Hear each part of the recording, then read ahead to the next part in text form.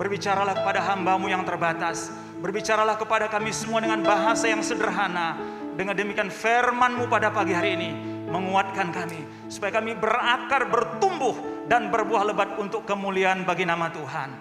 Di dalam berkat nama Tuhan Yesus Kristus, kami berdoa dan mengucap syukur. Semua kita umat Tuhan berkata bersama-sama, amin, amin, amin. Silahkan duduk. Terima kasih Bu Vivi dan pemain musik. Tuhan berkati berlimpah-limpah. Terima kasih ya. Salam Bapak Ibu sekalian, apa kabar? Saya percaya semua kita sehat pada pagi hari ini. Saya percaya semua kita dalam sukacita karena Bapa yang mengasihi kita, karena Dialah yang sudah menebus kita dari kematian yang kekal, dari kegelapan kepada terangnya yang ajaib. Bapak Ibu sekalian, pagi hari ini saya akan berbicara mengenai karakter kerajaan. Mari kita bersama-sama belajar apa kata firman Tuhan. Mari kita akan lihat bersama-sama pada pagi hari ini dari Petrus. Kita akan lihat ya. Mari kita lihat dari 1 Petrus bersama-sama, di slide sudah ada. Oke. Mari kita lihat dari 1 Petrus pasal 2 ayat yang ke-9. Oke. Kalau sudah, mungkin yang di slide bisa juga ditayangkan supaya bisa kita juga membaca bersama-sama. Silahkan yang di slide dari 1 Petrus pasal 2 ayat yang ke-9. Di slide juga boleh ditayangkan. Oke, di slide berikutnya. Demikian firman Tuhan di dalam 1 Petrus pasal yang kedua ayat yang ke-9. Tetapi kamulah bangsa yang terpilih, imamat yang rajani, bangsa yang kudus, umat kepunyaan Allah sendiri, supaya kamu memberitakan perbuatan-perbuatan yang besar dari Dia yang telah memanggil kamu keluar dari kegelapan kepada terangnya yang ajaib. Boleh sama-sama kita membaca? 1, 2, 3 sekali lagi. 1, 2, 3. Tetapi kamulah bangsa yang terpilih, imamat yang rajani, bangsa yang kudus, umat kepunyaan Allah sendiri, supaya kamu memberitakan perbuatan-perbuatan yang besar dari Dia yang telah memanggil kamu keluar dari kegelapan kepada terangnya yang ajaib. Bapak Ibu sekalian, apa yang ditulis oleh Petrus ini ditujukan kepada jemaat yang diaspora ke berbagai tempat pada zaman itu. Ketika peristiwa turunnya Roh Kudus di loteng Yerusalem, dan ketika Petrus berkhotbah 3.000 orang bertobat, maka orang-orang Kristen abad pertama mengalami tekanan. Mereka harus diaspora atau hijrah atau pindah ke Diakopia, pindah ke Galatia, pindah ke Bitania, pindah ke Asia Kecil, dan diaspora ke berbagai tempat. Saudara-saudara sekalian, ayat ini berkata, kamulah bangsa yang terpilih. Kepada siapa ditujukan? Ayat ini ditujukan bukan saja kepada bangsa Israel pada masa itu, tapi juga bangsa-bangsa lain yang sudah menerima Kristus sebagai Tuhan dan Juru Selamat. Kata kamulah bangsa yang terpilih, Bapak Ibu sekalian, tidak hanya kepada bangsa tertentu atau suku tertentu, tapi bagi mereka yang sudah menerima Yesus Kristus sebagai Tuhan dan Juru Selamat satu-satunya. Itulah sebabnya dalam ayat ini dikatakan, kamulah bangsa yang terpilih. Hari ini kita akan lihat dua bagian. Saya akan mulai dulu dari kerajaan, kemudian nanti kepada karakter. Nah, Bapak Ibu sekalian, di situ ada 4 kalimat penting. Yang pertama, kamulah. Kamulah. Jadi Bapak Ibu sekalian, kata kamulah di sini bukan menunjuk kepada oknum pribadi, tapi kepada banyak orang, termasuk kepada kita. Itulah sebabnya Bapak Ibu sekalian yang hadir hari ini bukan orang sembarangan, tapi very important person, karena saudara sudah dipilih dari kegelapan kepada terangnya yang ajaib, dipindahkan. Coba lihat kiri kanan, beda loh wajah kamu bilang.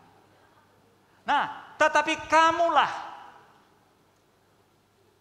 bangsa yang kudus. Kamulah bangsa yang kudus. Dalam terjemahan lain, kata kamulah bangsa yang kudus disebut dengan keluarga. Nanti kalau sudah membaca, mendalami ini, tetapi kamulah keluarga yang kudus. Jadi Bapak Ibu sekalian, hari ini semua kita hadir bukan orang sembarangan, tapi bangsa keluarga yang kudus, yang dipilih oleh Tuhan. Makanya dikatakan di sini, kamulah bangsa yang terpilih, imamat yang rajani, bangsa yang kudus, umat kepunyaan Allah. Jadi ada 4. 1, kamulah bangsa, kemudian imamat rajani, kemudian disebutkan di situ yang ketiga bangsa yang kudus, dan kemudian disebut umat kepunyaan Allah.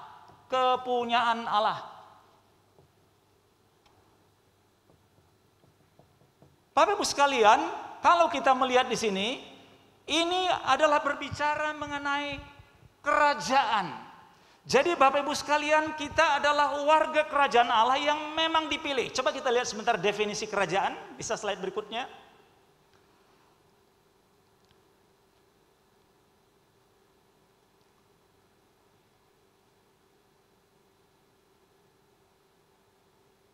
Di atasnya. Oke. Nah, jadi kerajaan adalah bentuk pemerintahan yang dikepalai oleh raja. Jadi kita Bapak Ibu sekalian ketika menerima Kristus, kita dipindahkan kepada terangnya yang ajaib, pindah. Bapak Ibu sekalian, kita tahu namanya pindah ya. Pindah berarti berubah posisi. Tadinya di tempat gelap, sekarang pindah ke tempat yang terang. Pada waktu di tempat terang ini, kita masuk pada zona kerajaan, dan raja di atas segala raja menjadi Tuhan kita, yaitu Yesus Kristus Tuhan. Makanya Bapak Ibu sekalian, ketika kita menerima Kristus sebagai Tuhan dan Juru Selamat, kita masuk kepada kerajaannya. Kerajaan yang dimaksud di sini bukan dalam arti fisik, tapi kerajaan yang dimaksud di sini adalah kita masuk di dalam perlindungan, masuk di dalam penyertaan, dan di bawah otoritas Bapa kita Tuhan Yesus Kristus. Jadi Bapak Ibu sekalian yang hadir hari ini, saya beritahu sekali lagi, bukan orang sembarangan. Kamulah bangsa yang kudus, imamat rajani, bangsa yang kudus, umat kepunyaan Allah. Mari kita lihat slide berikutnya. Oke, terus lanjut. Nah, lanjut semua. Nah, apa yang dimaksud dengan kata rajani bagi orang Kristen? Dalam arti rohani, orang Kristen memang adalah raja dalam tanda kutip.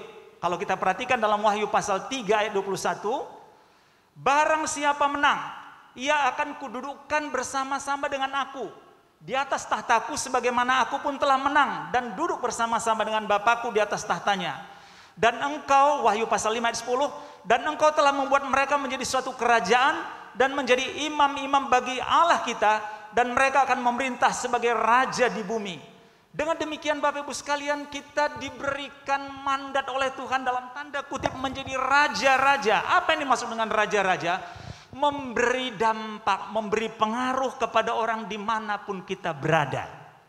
Itulah sebabnya Bapak Ibu sekalian, orang-orang yang sudah menerima Kristus sebagai Tuhan dan Juru Selamat, dia memiliki kualitas. Nah, kualitas itu kalau bahasa Yunaninya, kualitas itu begini tulisannya. Tulisannya aret, dalam bahasa Yunani tidak ada huruf H, maka tulisannya A, red. Nih Pak Handoko, aret artinya kualitas. Jadi Bapak Ibu sekalian, kita bukan sembarangan, kita adalah umat Tuhan yang berkualitas. Amin.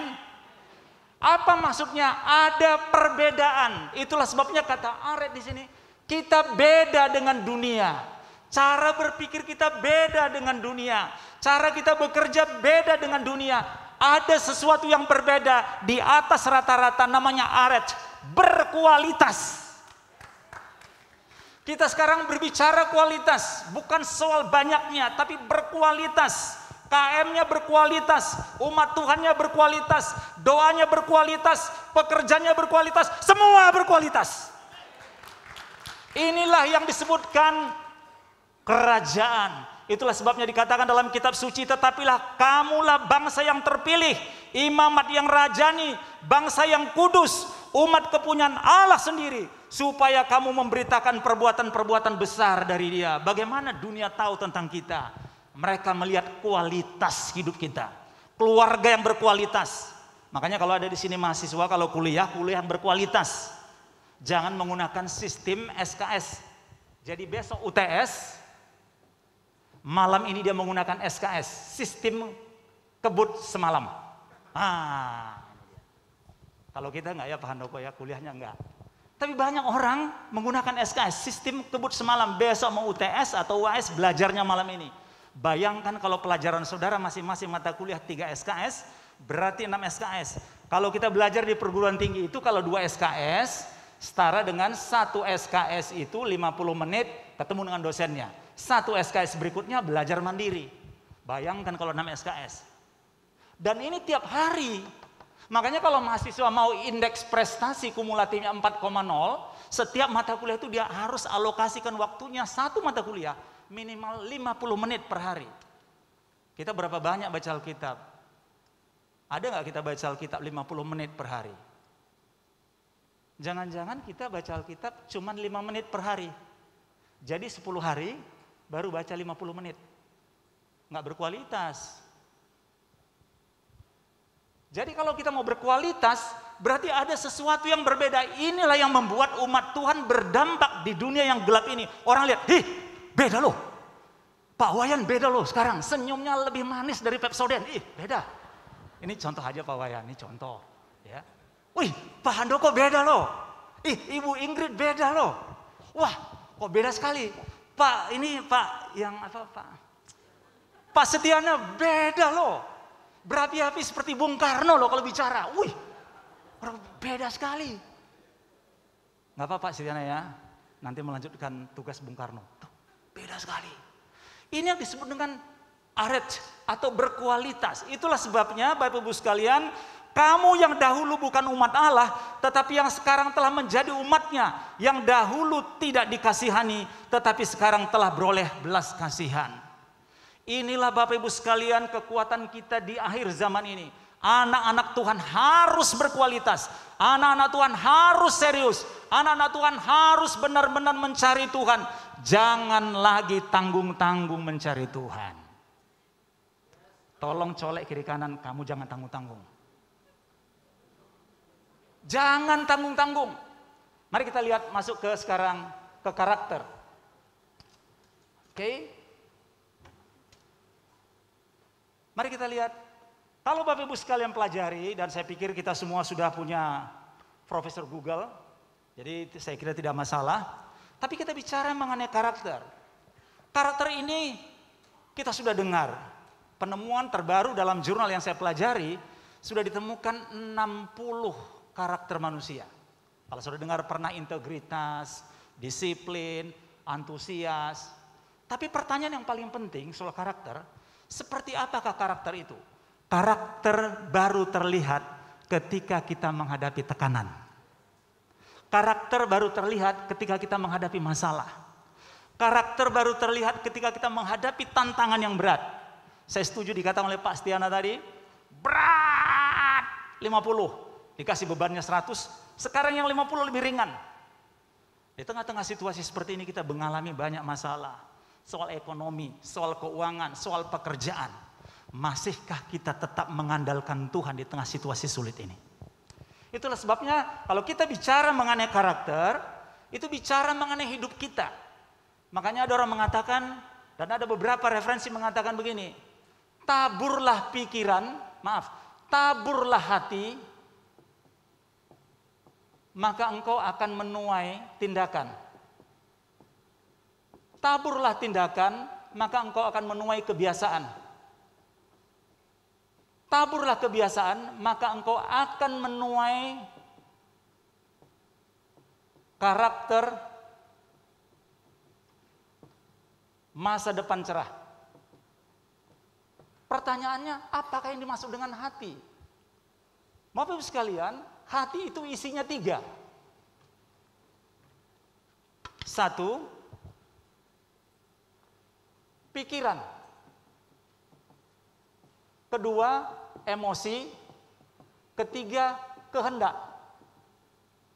Apa yang kita tabur setiap hari dalam pikiran kita? Makanya saya pernah katakan di depan ini, kalau kita sering nonton film hantu, kelakuan kita seperti hantu. Kalau kita sering melihat sesuatu yang gak benar, itu mempengaruhi kita. Makanya pikiran ini mesti diisi setiap hari. Apa yang kita tonton? Coba kita bandingkan mana lebih banyak kita nonton film kungfu dari Jackie Chan dibanding dengan memikirkan pikiran Tuhan. Berapa banyak kita membaca buku-buku yang lain dengan firman Tuhan. Maka kita melihat hati itu isinya pikiran, emosi, kehendak. Ini yang harus ada setiap hari sehingga waktu diisi pikiran-pikiran kehendak ini akan menuai tindakan. Jadi apa yang kita pikirkan, apa yang dalam emosi kita, apa yang dalam kehendak kita, itu muncul dalam bentuk ekspresi yang kita kenal dengan perilaku. Makanya ekspresi itu Bapak Ibu sekalian, ekspresi dari pikiran, kemudian emosi, kemudian kehendak, itu diekspresikan 3. Yang pertama verbal, kata-kata kita. Jadi apa yang kita ucapkan dengan kata-kata kita sebenarnya sudah ada di dalam pikiran, di dalam kehendak, dan di dalam emosi kita. Makanya ada orang bilang, ih kok dia kasar sekali kalau ngomong mati lo, mampus lo, bajingan lo. Nah kan dia anak Tuhan kok ngomongnya pakai bajingan-bajingan. Sudah terekam di dalam pikiran, kehendak, emosinya, di dalam alam bawah sadarnya. Makanya kata-kata kita itu adalah doa kita. Kata-kata umat Allah, kata-kata warga kerajaan, kata-kata umat yang kudus, kata-kata umat yang dipilih, kata-kata imamat rajani, umat kepunyaan Allah, itu harus berkualitas. Verbal artinya kata-kata, ucapan, nyanyian. Dulu saya pernah cerita di sini, nggak apa-apa sekali lagi saya ceritakan, mungkin saudara sudah bosan. 1978 saya nonton film Ratapan Anak Tiri. Itu kan pernah saya cerita. Nah pada waktu itu belum ada tisu. Ketika lagu dinyanyikan, Ibu Tiri hanya cinta kepada ayahku saja. Seluruh bioskop itu nangis. Begitu selesai bioskop itu semua di bahu itu semua ingus. Karena tidak ada tisu pada waktu itu. Kenapa orang bisa nangis? Verbal. Bapak Ibu sekalian, kita adalah umat Tuhan yang berkualitas. Jangan lagi ada kata sumpah serapah. Amin. Coba lihat kiri kanan. Kamu kalau ngomong jangan sumpah serapah gitu. Coba lihat. Ya coba lihat kiri kanan itu. Nah, verbal ini kata-kata, ucapan, nyanyian. Kemudian ekspresinya kita mau lihat lagi dalam bentuk motoris. Motoris artinya semua perilaku kita itu dimulai dengan hati kita, pikiran kita, emosi kita, kehendak kita. Bagaimana motoris kita? Makanya Bapak Ibu sekalian, kami di pariwisata ini kan belajar namanya sabta pesona. Salah satu itu senyum. Ya, salah satu ramah. Sudahkah kita ramah? Sudahkah kita mudah senyum? Seharusnya kita lebih hebat dari sabta pesona. Seharusnya anak-anak Tuhan jauh lebih hebat dari orang-orang di luar sana. Kalau bicara soal keramahan, seharusnya anak-anak Tuhan jauh lebih ramah. Kalau berbicara tentang senyum, berbicara tentang tutur kata, seharusnya anak-anak Tuhan jauh dari orang di luar sana. Orang-orang di luar sana akan bilang, nggak ada, biasa aja orang Kristen. Beda. Jemaat di NPCC Nusa Dua, senyumnya lebih enak dan lebih bagus dari senyum Pepsodent. Harus kayak gitu. Pelayannya lebih ramah. Usernya lebih ramah, greetersnya lebih ramah. Yang apa mencet-mencet itu untuk di jidat itu apa namanya itu? Lebih ramah. Apa ya Bu namanya Pak? Termogan. Lebih ramah motorisnya. Sehingga orang tertarik kepada Kristus bukan karena Kristusnya tapi Kristus yang ada dalam hidup kita. Kitalah representasi dari kehadiran Kristus di muka bumi ini. Mereka melihat wajah kita, mereka merasakan kehadiran kita. Dan tidak ada yang namanya anak-anak Tuhan tukang tipu. Semua bicara. Apa, ya, tidak, semua sesuai dengan firman Tuhan. Kalau tidak orang akan bilang, mana? Motoris. Kemudian yang berikut, grafis. Grafis bukan bicara soal tulis menulis menggambar. Tapi apa yang dikerjakan oleh tangan kita. Saya pernah bilang kepada saudara, makanan yang paling enak yang pernah kita makan, makanan yang disajikan oleh istri kita yang tercinta. Sentuhannya waktu mengiris tomat dan mengiris timun itu tidak ditemukan di kulineri manapun. Makanya berbahagialah kita yang memiliki istri, dan istri itu adalah hadiah yang paling indah yang diberikan Tuhan kepada kita. Jadi saudara, jangan macam-macam dengan istri. Hormati mereka dengan sikap rendah hati. Karena mereka adalah gambaran mempelai Kristus dengan jemaatnya. Kristus sebagai kepala gereja. Kita semua yang hadir di sini adalah mempelainya. Amin. Saudara terlalu pelan. Saudara masih ragu-ragu, yang benar aja, yang benar gitu. Benar ini. Itulah sebabnya Bapak Ibu sekalian, mari kita lihat. Ketika kita berbicara mengenai tadi, taburlah hati maka engkau akan menuai tindakan. Taburlah tindakan maka engkau akan menuai kebiasaan. Taburlah kebiasaan maka engkau akan menuai karakter untuk masa depan. Itulah sebabnya membutuhkan perjuangan. Itulah sebabnya karakter itu tidak bisa dipelajari dalam waktu singkat. Dibutuhkan latihan-latihan dalam kehidupan. Itulah sebabnya Bapak Ibu sekalian, berani kita mengucapkan kata-kata kita, apa yang kita alami dengan mengucap syukur.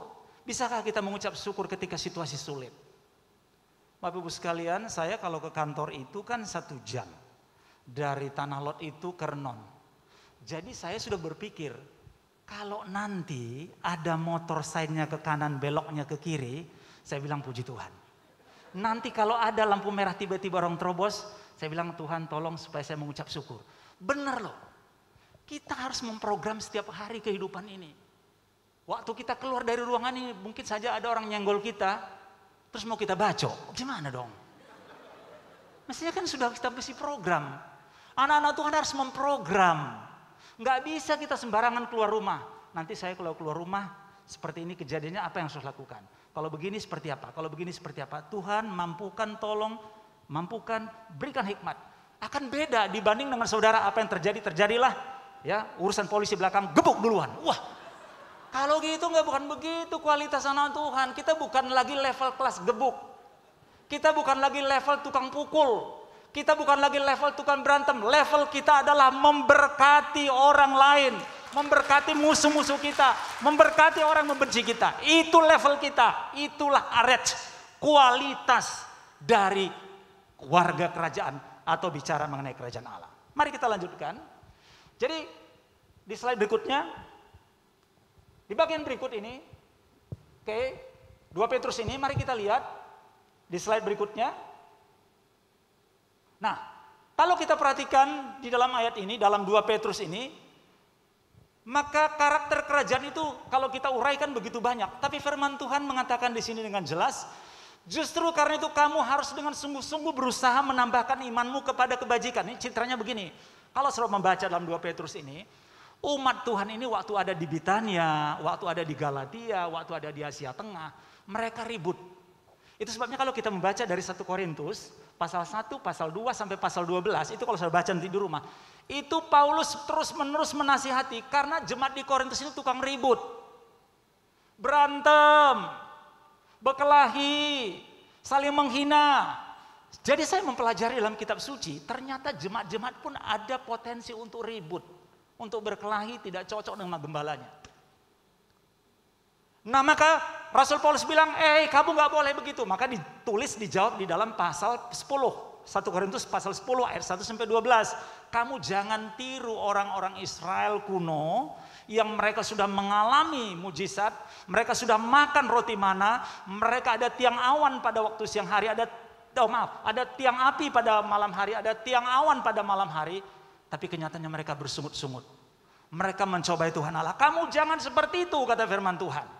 Nah hari ini kalau kita memperhatikan di dalam ayat ini, ya, bahwa Petrus mau mengatakan kepada jemaat di Bitania, di Galatia, di Kapadokia, di Asia kecil, kamu ini kalau sudah beriman kepada Kristus, tambahkanlah kepada imanmu kebajikan.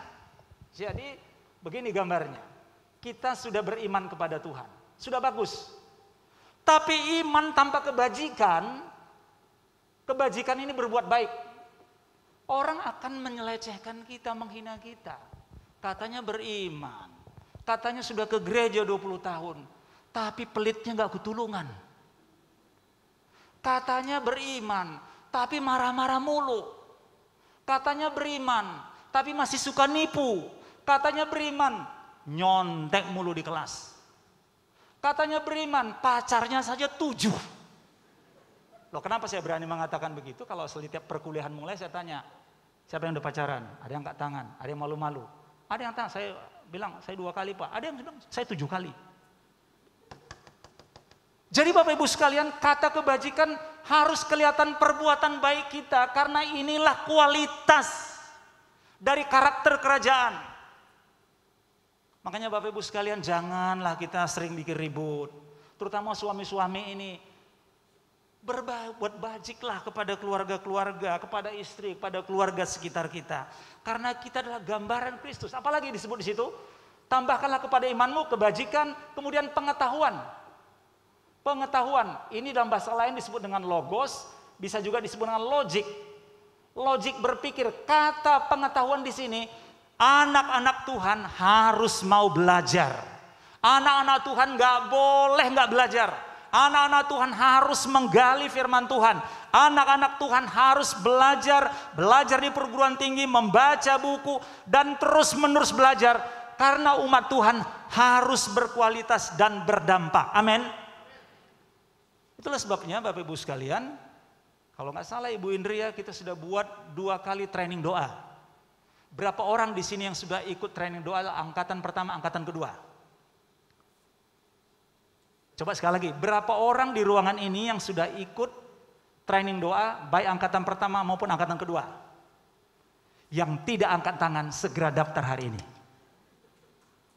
Begitu kita buka pendaftaran Ibu Ingrid ya, belum ada satupun yang daftar. Betul nggak Ibu Ingrid? Nah, kenapa nggak daftar? Supaya tambah pengetahuan kita. Anak-anak Tuhan nggak boleh bodoh.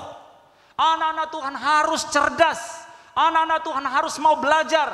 Anak-anak Tuhan harus mau membaca buku. Anak-anak Tuhan harus mau membaca jurnal. Anak-anak Tuhan tidak pernah boleh berhenti belajar. Belajar. Tolong cubit kiri kanan, belajar kamu. Begitu banyak hoax, begitu banyak pengetahuan-pengetahuan yang gak karu-karuan, pengajaran yang gak karu-karuan. Perlu belajar. Kalau saudara nggak bisa baca buku, ya baca majalah. Kalau nggak bisa baca majalah, ya baca koran. Kalau nggak bisa baca koran, baca majalah Bobo. Apa kek? Masa saudara nggak bisa baca-baca? Mau kemana kita? Itulah sebabnya kita lihat iman itu ditambahkan kebajikan, ditambahkan pengetahuan, ditambahkan yang berikut disebut dengan pengendalian diri. Betul nggak? Oh, betul. Penguasaan diri atau pengendalian diri. Anak-anak Tuhan harus bisa mengendalikan diri. Jangan cepat marah. Jangan cepat ngamuk. Jangan pernah cepat nendang pintu. Banting kaleng, banting susu. Semua sudah banting-banting. Mau jadi apa kita? Siapa di sini anak-anak Tuhan, hamba-hamba Tuhan, siapapun kita yang suka cepat sekali marah. Langsung saudara mengalami darah tinggi. Bapak Ibu sekalian, anak-anak Tuhan itu harus sehat. Amin. Amin, sudah pelan bener loh ini. Anak-anak Tuhan harus sehat. Anak-anak Tuhan harus betul-betul sehat. Kalau makan dikendalikan. Saya selalu belajar kalimat begini. Makanlah sebelum lapar, berhentilah sebelum kenyang. Bukan saya mengkritik yang gendut ya. Saya tidak ada bermaksud begitu. Tapi anak-anak Tuhan harus sehat. Kalau saudara belajar jurnal ilmu kesehatan, itu kalimatnya begini. Kalau kita menjaga kesehatan sampai usia 40 tahun berikutnya kesehatan yang menjaga kita. Jadi gimana? Saudara umur 38, udah gangguan jantung. Belum apa-apa, sesak nafas. Bagaimana enggak sesak nafas, saudara merokok 3 bungkus 1 jam? Ya. Gimana enggak demam? Makan saudara enggak bisa kendalikan, nambah terus. Iya kan? Saya walaupun makan soto dobra, saya atur 1 mangkok. Nanti minggu depan. Terima kasih Pak Endro, mana Pak Endro tadi ya Ibu. Diatur, jangan terus ditambah. Jaga kesehatan kita. Kesehatan itu merupakan investasi yang sangat penting. Oke, kita teruskan. Yang berikut tadi adalah pengendalian diri, kemudian ketekunan. Ketekunan. Perlu kita tekun. Setelah tekun, kita juga perlu yang disebut dengan kesalehan. Kesalahan itu kira-kira contohnya itu bicara begini. Kalau ada yang memperlihatkan kepada saudara pornografi, saudara sudah melihat itu sebagai sesuatu yang menjijikkan. Itu namanya kesalehan. Langsung aja poinnya. Kalau ada sesuatu yang menawarkan saudara yang aneh-aneh, saudara melihat itu sebagai sebuah kejijikan. Jijik itu artinya jijik. Saudara itu tidak mau melihatnya, tidak mau melakukannya. Anak-anak Tuhan banyak di luar sana, di sini nggak ada. Yang jijik-jijik dikejar. Yang jijik-jijik dicari.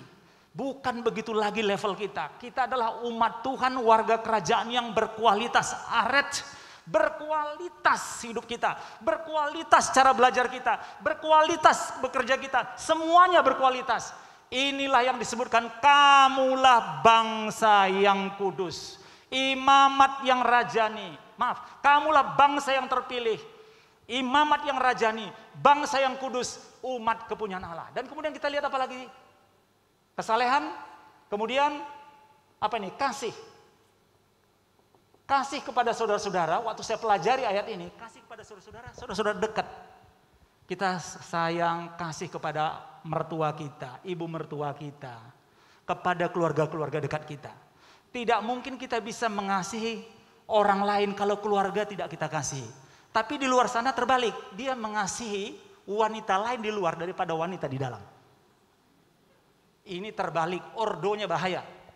Makanya firman Tuhan bilang, setelah kasih kepada saudara-saudara, kasih kepada orang lain. Kepada orang lain. Ini digenapi di dalam Galatia pasal 5 ayat 22. Dimulai dari kasih, diakhiri dengan pengendalian diri. Bapak Ibu sekalian, menjadi warga kerajaan harus berkualitas. Inilah kualitas warga kerajaan. Memiliki kebajikan. Benar-benar baik, benar-benar sungguh-sungguh, benar-benar serius. Kita lihat, benar-benar mau belajar. Kalau dia nggak bisa, dia belajar. Kalau dia nggak bisa, dia tanya, harus belajar.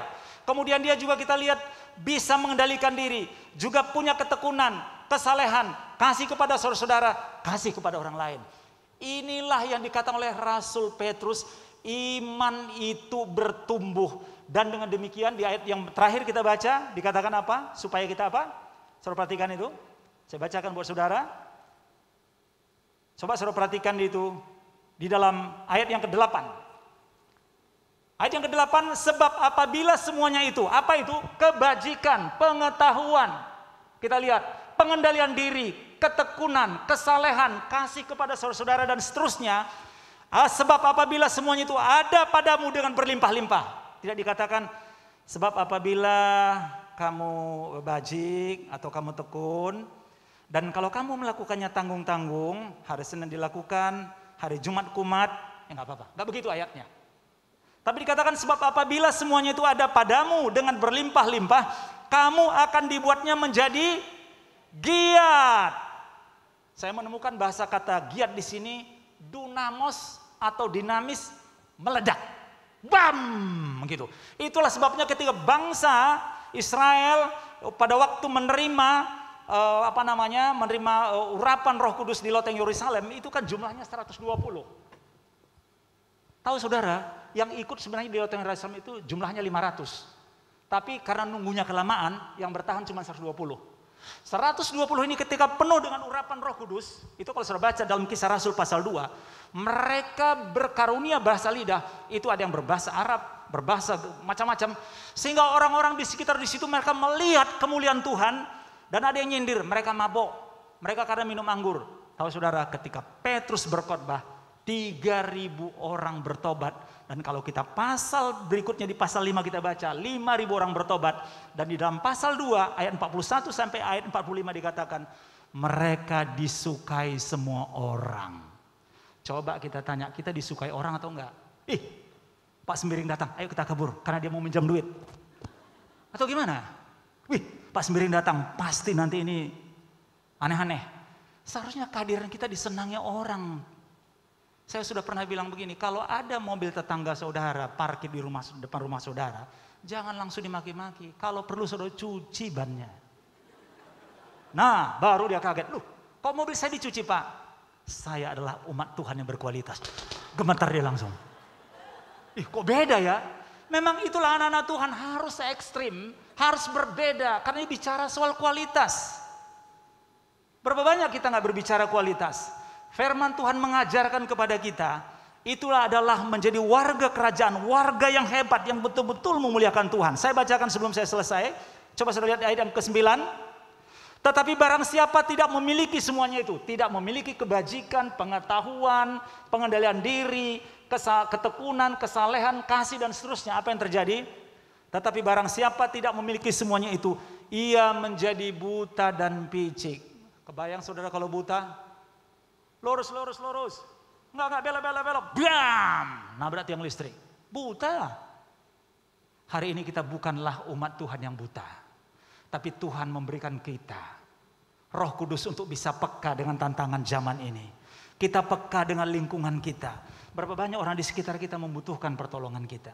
Berapa banyak orang di sekitar kita membutuhkan doa-doa kita. Kemarin lalu kami membesuk salah satu jemaat. Kita berdoa bersama-sama. Kita doakan supaya beliau cepat sembuh kembali. Dan beliau berjanji, kalau saya sembuh Pak, saya mau ikut KM. Amin. Saudara jangan sakit dulu baru ikut KM. Waktu sehat ikut KM. Amin. Amin, saudara terlalu pelan sehingga saudara diragukan. Amin gitu. Kalau bilang amin tuh nggak rugi karena itu bicara yes, itu artinya. Amin. Amin. Nah, kita lihat. Karena ia lupa bahwa dosa-dosanya yang dahulu telah dihapuskan. Ayat 10 saya baca pelan-pelan. Karena itu saudara-saudaraku, karena itu jemaat di Bitania, di Galatia, di Kapadokia, di Asia Kecil. Sekali lagi saya ulang, karena itu saudara-saudaraku yang ada di NPCC. Berusahalah sungguh-sungguh supaya panggilan dan pilihanmu makin teguh. Sebab jikalau kamu melakukannya, kamu tidak akan pernah tersandung. Ayat 11 kita baca sama-sama. Ayo, ini kunci penutupnya. 1, 2, 3. Dengan demikian, kepada kamu akan dikaruniakan hak penuh untuk memasuki kerajaan kekal, yaitu kerajaan Tuhan dan juru selamat kita Yesus Kristus. Bapak Ibu sekalian, hari ini mari kita belajar 2 poin. Bicara yang pertama mengenai kerajaan, itu bicara mengenai kualitas. Yang kedua kita tadi bicara mengenai karakter, bicara mengenai berdampak.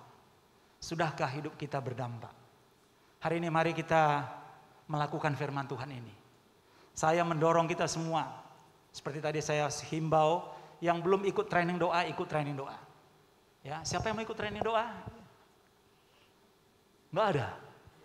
Coba dong. Ya, daftar supaya kita pengetahuannya bertambah. Kita harus terus mau belajar. Kita harus mau terus belajar dan terus bertumbuh di dalam Tuhan.